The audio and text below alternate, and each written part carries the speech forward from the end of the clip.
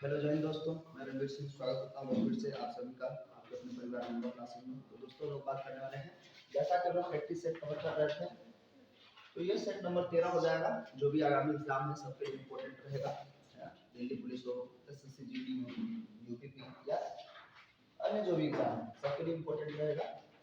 तो वीडियो को एंड तक देखिए। चलिए शुरू करते हैं बिना समय गंवाए, मजा आएगा काफी।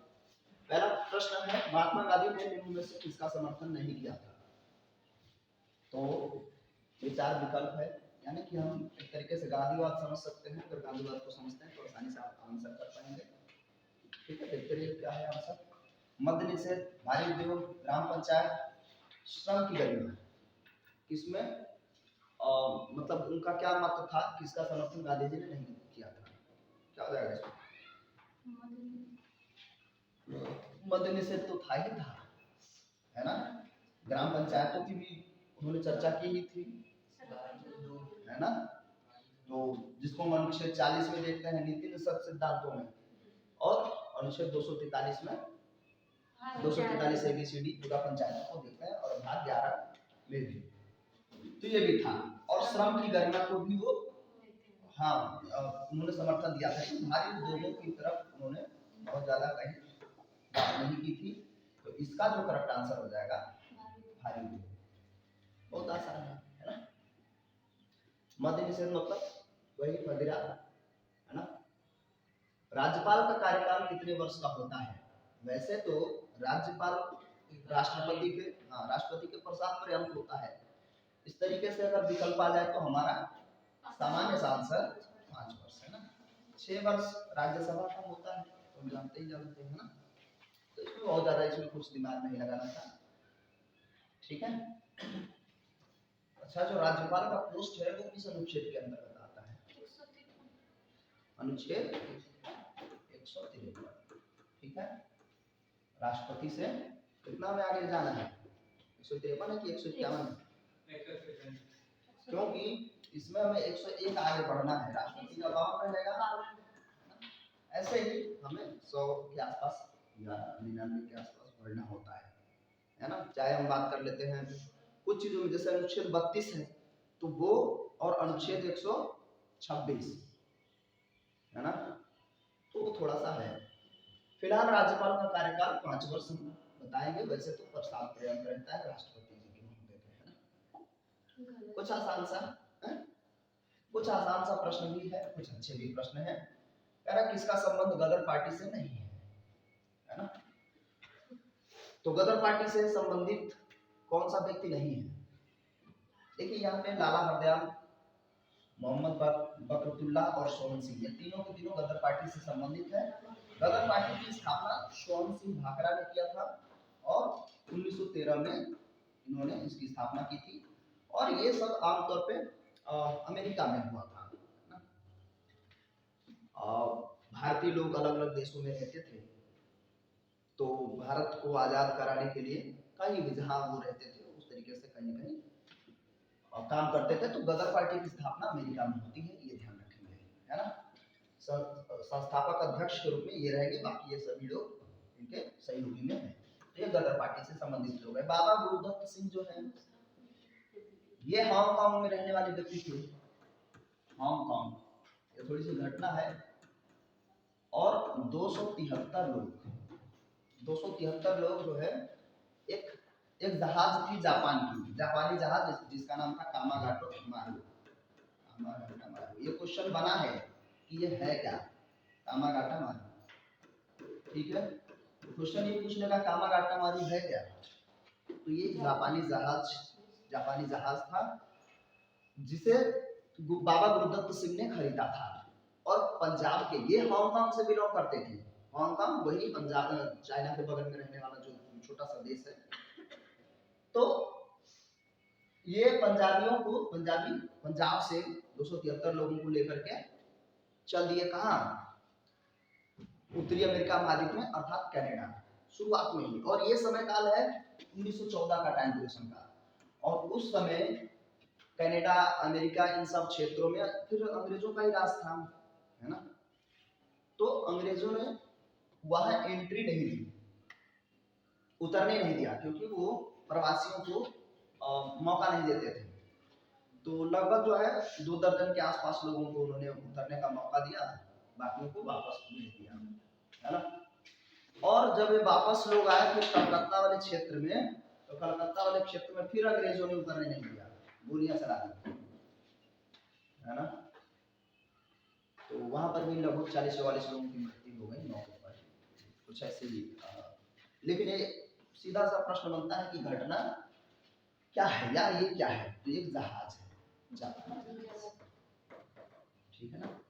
27 सितंबर में लौट के आते हैं वो लोग फिर भारत में, लेकिन वो भी वहां से भी अंग्रेजों का ये थोड़ा सा तो कामा काटो मारू जो है उससे संबंधित व्यक्ति है बाबा गुरुदत्त सिंह, ठीक है।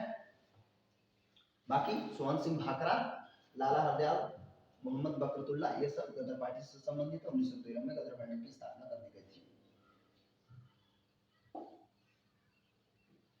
फिर क्वेश्चन है, ये देखो बायोलॉजी का आ गया, हृदय की धड़कन को उत्तेजित करने वाला हार्मोन कौन सा है। तो हृदय की रक्तचाप को, बहुत सामान्य सा प्रश्न है, रक्तचाप को कौन सा नियंत्रित करता है। एक तो इस तरीके से अगर विकल्प है तो वैसे भी अगर थोड़ा सा सोचेंगे तो सही हो जाएगा। करेक्ट आंसर क्या हो रहा है इसका, थायरॉक्सिन। थायरॉक्सिन जो है, थायरॉक्सिन क्या करती है, थायराइड ग्रंथि के लिए, थायराइड ग्रंथि से थायरॉक्सिन निकलता है जो जो गोइटर या जिसे भेंगा कहते हैं, है ना, उस रोग के लिए जिम्मेदार। अगर वो स्रावित ना हो, आमतौर पे क्या होता है आयोडीन का अवशोषण कर रहा होता है ना, तो जिसकी वजह से भेंगा भेंगा जो रोग होता है वो हो जाता है। फिलहाल के लिए थायरॉक्सिन जो है क्या करता है, कोशिकीय शोषण को भी नियंत्रित करता है। और कोशिकीय शोषण को नियंत्रित करेगा, इसका मतलब क्या है, नॉर्मल शोषण को भी नियंत्रित कर रहा है, तो इसलिए जो शोषण को नियंत्रित करेगा यानी कि रक्तचाप को नियंत्रित करने का काम थायरॉक्सिन का ही होता है। तो हृदय धड़कन या रक्तचाप बात एक ही है ना, इस तरीके से प्रश्न बन जाएगा। और बाकी गहन आरोप आयोडीन जब बॉडी के अंदर नहीं होता तो हाँ, तो वही बात है घेंगा, ठीक है। ग्लाइकोजन ये ग्लूकोज का ही रूप है, ग्लूकोज ये ग्लूकोज ग्लाइकोजन में कन्वर्ट होता है, ठीक है। गैस्ट्रीन जो होता है, गैस्ट्रीन हार्मोन्स है जो क्या करता है, HCl को और पेप्सिनोजन को श्रावण करने का काम करता है। गैस्ट्रीन जो हमारे कहाँ होता है, अमाशय में, पेट में, है ना, गैस्ट्रीन। तो ये थोड़ा सा ध्यान रखेंगे, पेप्सिनोजन HCl इत्यादि को सिक्रीशन करने का काम करता है। डोपामाइन ये माइंड मस्तिष्क का मामला है ना। डोपामाइन का श्रावण अगर कम होगा तो आप बड़ा तनाव में रहेंगे, है ना, बहुत सारी चीजें नियंत्रित करता है। तो ये डोपामाइन जो है एक हार्मोन है जो मस्तिष्क में रिलीज होता है, मस्तिष्क से संबंधित है, ठीक है। अवसाद वगैरह में लोग पड़ जाते हैं अगर डोपामाइन की समस्या रहती है, ठीक है। इस तरीके से हम 3 विकल्प तो ऐसे एलिमिनेट करके इसको सही कर सकते थे। कुछ लोग गलती यहाँ कर सकते थे कि ये मस्तिष्क से संबंधित है, तो लेकिन फिर भी पता है तो अच्छा है, नहीं तो जब बाकियों के बारे में पता होगा तो हम एलिमिनेट कर सकते हैं। ट्रांसफार्मर किस से परिवर्तित करने की युक्ति है, किससे परिवर्तित, ट्रांसफार्मर क्या कर रहा होता है। 2-3 प्रश्न बन जाता है। अभी पिछला एग्जाम जो आप देखे हैं जिससे समझ में आ रहा है कि एग्जाम के जो क्वेश्चन है कैसे बन रहे हैं आज के जमाने में, यूपी ना, तो ये तो सामान्य सा है, इसमें तो कुछ करना ही नहीं है। क्या हो जाएगा, कम वोल्टेज, हाँ, कम वोल्टेज AC को उच्च वोल्टेज AC में कन्वर्ट कर रहा होता है, मतलब AC टू AC, यहाँ AC DC गड़बड़ नहीं करेंगे, ठीक है ना। ट्रांसफार्मर, ठीक है, ट्रांसफार्मर AC से AC में ही रखता है, कम ज्यादा को बैलेंस करता है, ठीक है। बाकी अच्छा, यांत्रिक ऊर्जा को विद्युत ऊर्जा में कौन बदलता है, यांत्रिक ऊर्जा को विद्युत ऊर्जा में, और विद्युत ऊर्जा को यांत्रिक ऊर्जा में कन्वर्ट कौन करता है, यांत्रिक मतलब यंत्र, है ना।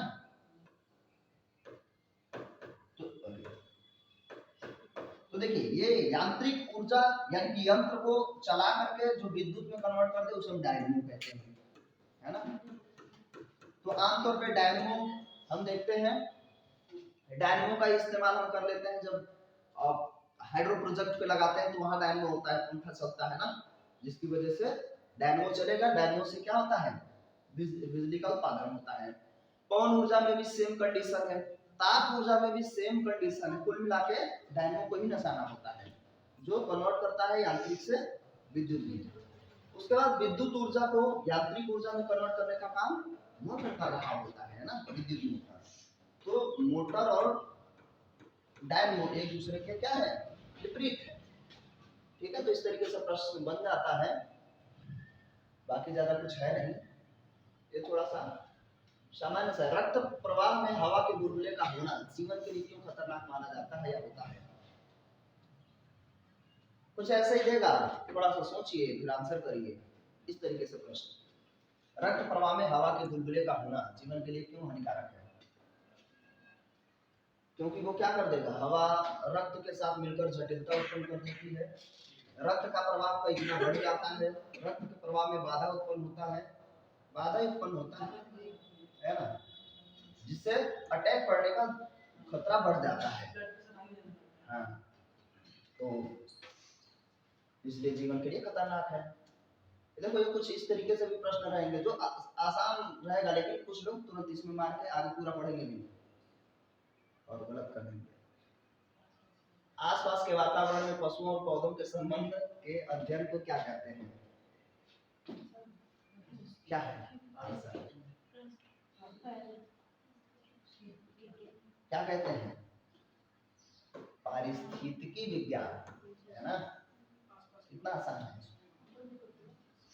वंशावली विज्ञान तो जानते ही हो, अनुवांशिकी, अनुवांशिकी के जनक ग्रेगर जॉन मेंडल, है ना, रसिया वाले, और मेंडल ही फलक व्यक्ति आवर्त सारणी वाले, है ना, 63 तत्व थे उस समय, और उन्होंने परमाणु भार के बढ़ते हुए क्रम में रख दिया था। ये थोड़ी सी गलती की थी। और वास्तव में अभी वर्तमान का जो है एटॉमिक या हम कहते हैं पीरियोडिक टेबल, वो किसने बनाया था? वर्तमान का जो आवर्त सारणी है वो किसकी है? मोज़ले, है ना, 1913 के आसपास। चलो ये देखो कुछ इस तरीके से भी प्रश्न बन रहा है, बड़ा आसान आसान सा नहीं प्रश्न आजकल तो। कोणार्क मंदिर का निर्माता, ये तो देखो एकदम से मतलब हर एग्जाम में रखा रहता है, यहाँ भी रखा है। पहला वाला है नरसिंहदेव प्रथम। नरसिंहदेव प्रथम जो है गंग वंश का एक शासक थे, और 1250 के आसपास, 1250 के आसपास इसका निर्माण हुआ है। ठीक है, देख लीजिएगा ये कोणार्क का सूर्य मंदिर, जिसे और किस नाम से जानते हैं? कोणार्क का सूर्य मंदिर, ब्लैक पैगोडा, यही है ना?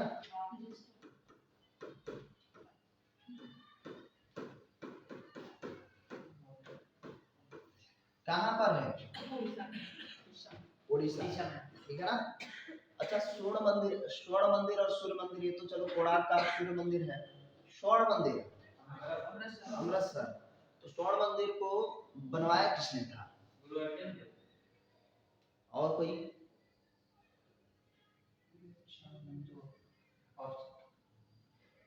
गुरु रामदास, तीसरे वाले, ठीक है ना। उनको, हाँ, उनको अकबर ने जमीन दी थी। हाँ, वो गुरुद्वारा ही है। ये पुलकेशियन है, पुलकेशियन द्वितीय से क्वेश्चन कई बार बन जाता है ना। पुलकेशियन द्वितीय ने किसको पराजित किया था? हाँ, नर्मदा नदी के तट पर। सम्राट अशोक किसका उत्तराधिकारी था? ये कौन सा प्रश्न, इतना आसान सा कहाँ आ जाना चाहिए। किसका उत्तराधिकारी था? चंद्रगुप्त मौर्य, ठीक है ना। फिर बिंदुसार, बिंदुसार के बाद अशोक, उसके बाद ज्यादा हम पढ़ते हैं नहीं, बस गैप करके आ जाते हैं।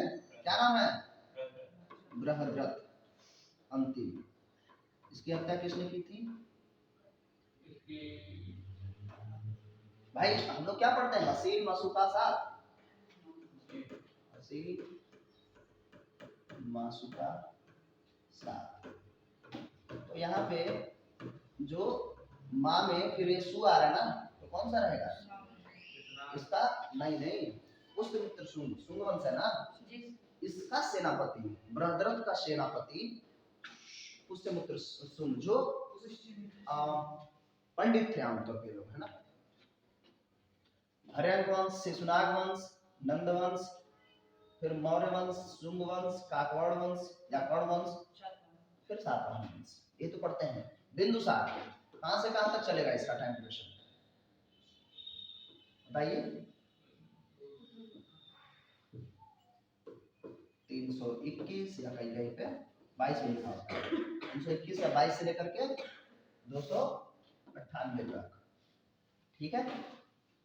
इसी के समय काल में 304 से लेकर के 299 तक कौन रहा जिसने पुस्तक लिखी, इंडिका, मेगास्थनीज। किसका सेनापति हुआ करता था, सेल्यूकस निकेटर, है ना, सेनापति हुआ करता था, सेनापति राजदूत था, है ना। वो लोग तो सिकंदर के सेनापति थे ना, निर्याकस और सेल्यूकस निकेटर। निर्याकस कौन था, निर्याकस वो जल सेनापति था, सेल्यूकस निकेटर थल सेनापति था, जिसको सेल्यूकस निकेटर को ही किसने हराया था, चंद्रगुप्त मौर्य ने, ठीक है ना। तो 5 वर्षों तक मेगास्थनीज रहा भारत के अंदर और बहुत कुछ उसने बताया, उसके किताब इंडिका में बहुत कुछ साक्ष्य मिलता है, जिसमें स्पेशली चंद्रगुप्त मौर्य के बारे में, क्योंकि उसी के समय काल में रहा। उसके बाद 298 से कहां तक, 273 तक। तो 273 तक बिंदुसार रहता है ना। और बिंदुसार आमतौर पे बहुत बड़ा साम्राज्य तो नहीं बनाया तो मौर्य था, लेकिन ये बचाए रखा, ठीक है ना। बाकी डिटेल्स हम कभी पढ़ेंगे इन लोगों को, खाली अभी सन देख रहे हैं। 273, ये तो 273 क्या हो, 269 था ना एक्चुअली, वास्तविक जो राज्याभिषेक करवाया था 4 साल बाद 269 में, है ना। 4 साल तक वो क्या रहा, ग्रह युद्ध में बिजी रहा, ठीक है।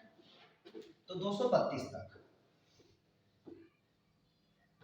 तो ये इसका क्या है, क्रम है इन तीनों का, इन्हीं को हम पढ़ते हैं, बाकी इसको हम लास्ट में बता देते हैं कि इसकी हत्या पुष्यमित्र शुंग ने की थी, बस राम खत्म हो जाता है, ठीक है। किसके साथ युद्ध किया था कलिंग, कौन, कलिंग, कलिंग वाली बात कर रहे हैं। कलिंग का युद्ध आमतौर पे कई बार ये प्रश्न बन जाता है कि चर्चा किस शिलालेख में होती है।